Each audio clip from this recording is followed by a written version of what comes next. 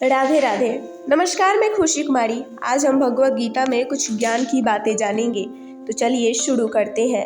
अनुवाद। संजय ने कहा, हे राजन, पांडु पुत्रों द्वारा सेना की व्यूह रचना देखकर राजा दुर्योधन अपने गुरु के पास गया और उसने ये शब्द कहे।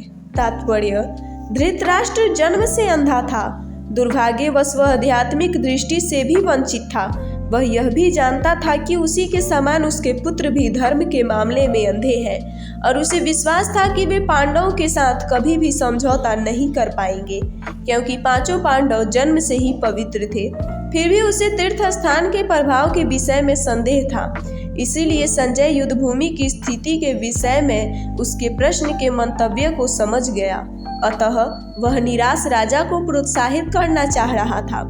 उसने उसे विश्वास दिलाया कि उसके पुत्र पवित्र स्थान के प्रभाव में आकर किसी प्रकार का समझौता करने नहीं जा रहे हैं।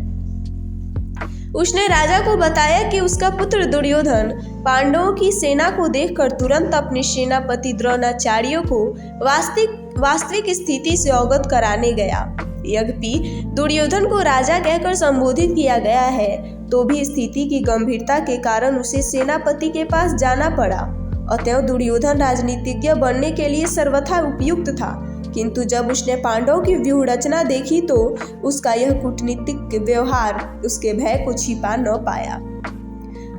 हे आचार्य, पांडु पुत्रों की विशाल सेना को देखें, जिसे आपके बुद्धिमान शिष्य द्रुपद के पुत्र ने इतने कौशल से व्यवस्थित किया है। तात्पर्य: परम राजनीतिज्ञ दुर्योधन महान ब्राह्मण सेनापति द्रोणाचार्य के दोषों को इंगित करना चाहता था। अर्जुन की पत्नी द्रौपदी के पिता राजा द्रुपद के साथ द्रोणाचार्य का कुछ राजनीतिक झगड़ा था। इस झगड़े के फलस्वरूप द्रुपद ने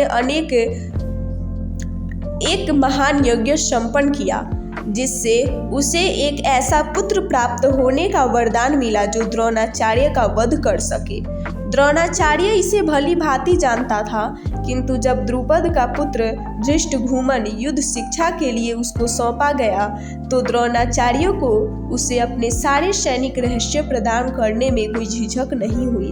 अब धृष्टद्युम्न कुरुक्षेत्र की युद्धभूमि में पांडवों का पक्ष ले रहा था और उसने द्रोणाचार्य से जो कला सीखी थी उसी के आधार पर उसने यह व्यूह रचना की थी।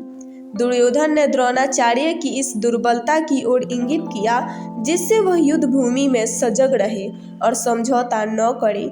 इसके द्वारा वह द्रोणाचार्य को यह भी बताना चाह रहा था कि कहीं वह अपने प्रिय शिष्य पांडवों के प्रति युद्ध में उदारता न दिखा बैठे। विशेष रूप से अर्जुन उसका अत्यंत प्रिय एवं तेजस्वी शिष्य था। दुर्योधन ने यह भी चेतावनी दी कि युद्ध में इस प्रकार की उदारता से हार हो सकती है।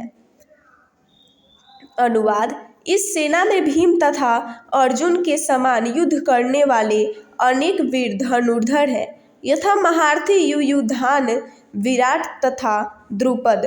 तात्पर्य: यद्यपि युद्ध कला में द्रोणाचार्य की महान शक्ति के समक्ष धृष्टद्युम्न महत्वपूर्ण बाधक नहीं था, किंतु ऐसे अनेक योद्धा थे जिनसे भय था। दुर्योधन इन्हें विजय पथ में अत्यंत बाधक बताता है, क्योंकि इनमें से प्रत्येक योद्धा भीम तथा अर्जुन के समान दुर्जय था।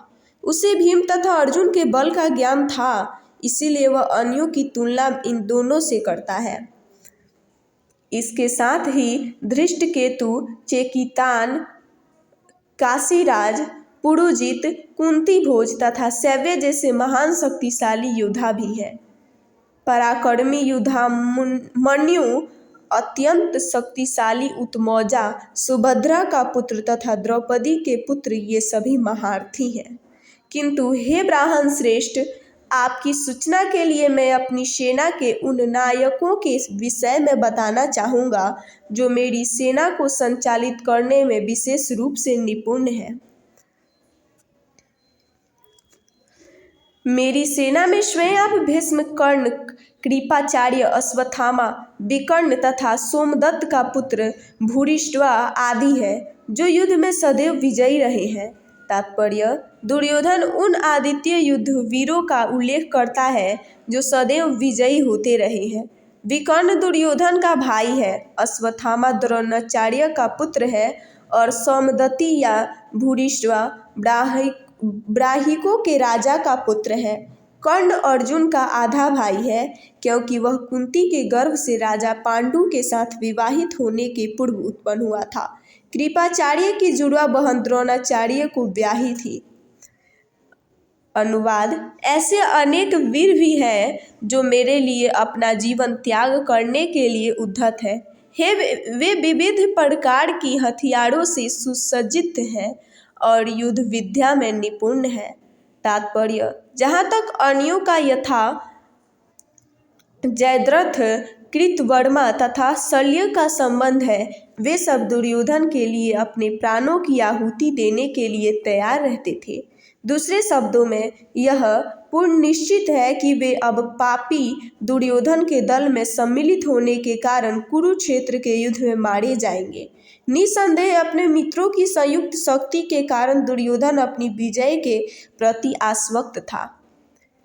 हमारी शक्ति अपरिमेय है और हम सब पितामह द्वारा भली भांति संरक्षित है, जबकि पांडवों की शक्ति भीम द्वारा भली भांति संरक्षित होकर भी सीमित है। तात्पर्य: यहाँ पर दुर्योधन ने तुलनात्मक शक्ति का अनुमान प्रस्तुत किया है। वह सोचता है कि अन्य अनुभवी सेना नायक भीष्म पितामह के द्वारा विशेष रूप से संरक्षित होने के कारण उसकी सशस्त्र सेनाओं की शक्ति अपरिमेय है। दूसरी ओर पांडवों की सेनाएं सीमित है, क्योंकि उनकी सुरक्षा एक कम अनुभवी नायक भीम द्वारा की जा रही है, जो भीष्म की तुलना में नगण्य है। दुर्योधन सदैव भीम से ईर्ष्या करता था, क्योंकि वह जानता था कि यदि उसकी मृत्यु कभी भी हुई तो वह भीम के द्वारा ही होगी, किंतु साथ ही उसे दृढ़ विश्वास था कि भीष्म की उपस्थिति में उसकी विजय निश्चित है, क्योंकि भीष्म कहीं अधिक उत्कृष्ट सेनापति है। वह युद्ध में विजयी होगा, यह उसका दृढ़ निश्चय था। इस एपिसोड में बस इतना ही। इससे आगे हम अगले एपिसोड में जानेंगे। तब तक आप लोग मेरे चैनल को लाइक, सब्सक्राइब, कमेंट अवश्य करें। राधे राधे।